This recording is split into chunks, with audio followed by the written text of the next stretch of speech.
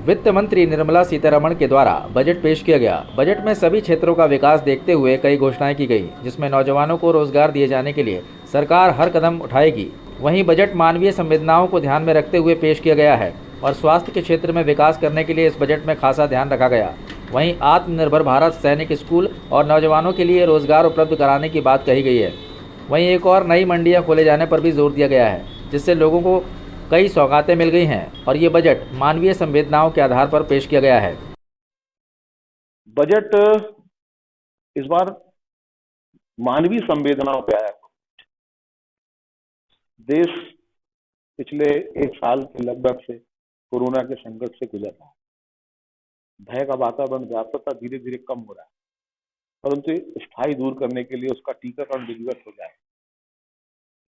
स्वास्थ्य की सुविधाओं पे सुधार का काम करने का प्रयास इस बजट में किया गया है।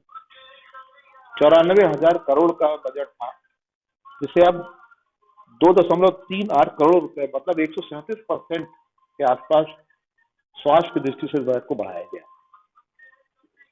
35,000 करोड़ रुपए से टीकाकरण के लिए, ताकि वैक्सीनेशन लोगों का पर्याप्त हो जाए, कोई ऐसा व्यक्ति ना बचे जो कोरोना संकट से प्रभावित हो सके। उसका बहुत अच्छा और शानदार एक प्रयास किया गया इस मामले में। आत्मनिर्भर भारत का जो नारा है, 64,180 करोड़ के आसपास का उस पर प्रावधान रखा। स्टील पर जो ड्यूटी में छूट दी गई है, उस पर रोजगार बढ़ेंगे।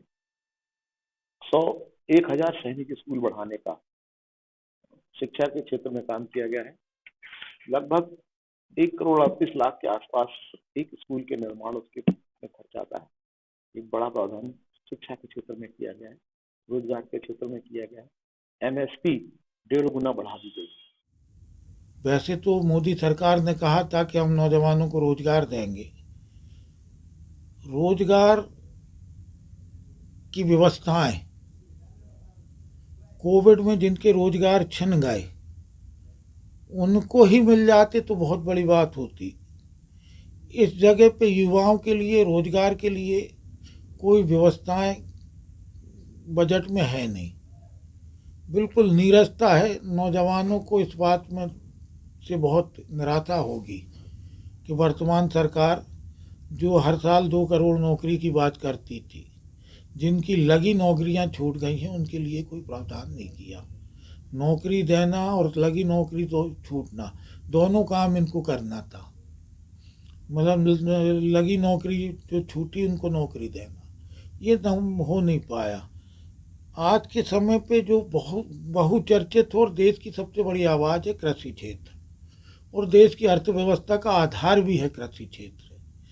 पिछले बजट से कृषि मामलों में 13% की कटौती की है सरकार ने। कितना गंभीरता से कृषि क्षेत्र को, किसानों को लिया है, समझ से परे है। जब पूरा देश एक अलग स्थिति में गुजर रहा हो, तब इस क्षेत्र में, कृषि क्षेत्र के मामले में सहानुभूतिपूर्वक फैसला लेना था। कृषि क्षेत्र को GST से मुक्त करना था, कम करना था, वो किया नहीं सरकार ने।